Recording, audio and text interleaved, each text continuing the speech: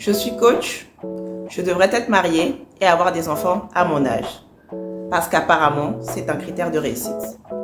Encore quelques heures avant de tourner cette vidéo, quelqu'un de la génération de mes parents m'a dit « Tu devrais faire quelque chose de ta vie ». Cette personne entendait par là que je devrais fonder une famille. Au regard du contexte et des mots qui ont suivi, je sais que l'intention de cette personne était bienveillante à mon égard. Mais ces mots laissent entendre que malgré tout ce que j'ai pu accomplir, parce que je n'ai pas fondé de famille, je n'ai rien fait de ma vie. Et puisque les coachs ont des vies parfaites, il faut la petite famille parfaite qui va avec. C'est vrai qu'un certain nombre de coachs qui ont fondé leur famille affichent avec fierté leurs partenaires et leurs enfants sur les réseaux sociaux avec des filtres de famille presque parfaite. Mais avec quelques galères quand même, des coups durs de la vie de temps en temps pour un côté plus humain, plus authentique. Mais la vérité, c'est qu'on voit uniquement ce qu'ils veulent bien nous montrer. On fait tous du storytelling avec des objectifs bien précis. Personne n'a une vie parfaite, même si faire rêver attire la sympathie, mais pas que. Aujourd'hui, c'est comme si cette vie de famille était le Graal à décrocher et que je devais avoir la formule magique pour y parvenir.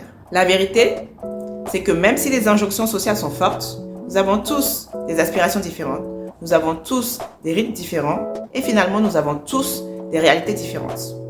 Et c'est ok, c'est parfait tant qu'on se sent bien avec ses choix. Si le bonheur résidait dans le fait de se marier et de faire des enfants, ça se saurait. Et je pense qu'on chercherait tous à y arriver le plus tôt possible. C'est une démarche compliquée dans laquelle il faut se lancer parce qu'on en a envie. Pas parce que c'est ce qui est attendu de nous, pas parce qu'on sera mieux perçu, pas parce que ça fera plaisir à la famille. Si c'est compliqué de se lancer dans l'entrepreneuriat, ce n'est pas moins compliqué de fonder une famille. Ça demande plus d'intentionnalité, ça demande plus de soins. Et puis, il n'y a pas de retour en arrière. Enfin, on peut toujours mettre fin à la relation de couple, mais une fois qu'on est parent, c'est à vie. Ce n'est pas comme un colis Amazon qu'on peut renvoyer.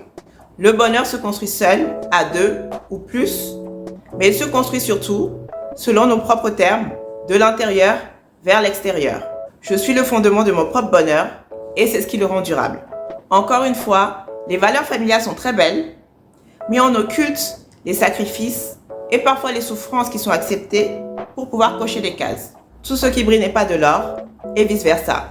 Avoir le courage de vivre la vie selon mes termes et faire en sorte d'être heureuse au quotidien, c'est ça ma vérité. Ça prend la forme qui est juste pour moi à l'instant T et je ferai en sorte qu'il en soit toujours ainsi, que je sois validée par la société ou pas.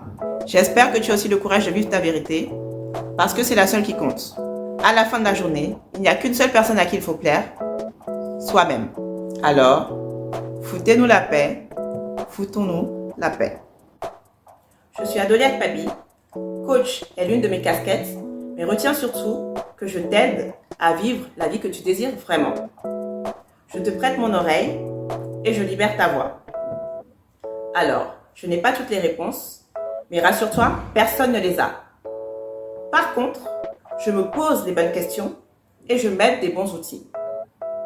Je peux t'aider à faire pareil si tu veux. Alors, n'hésite pas à me contacter. À bientôt.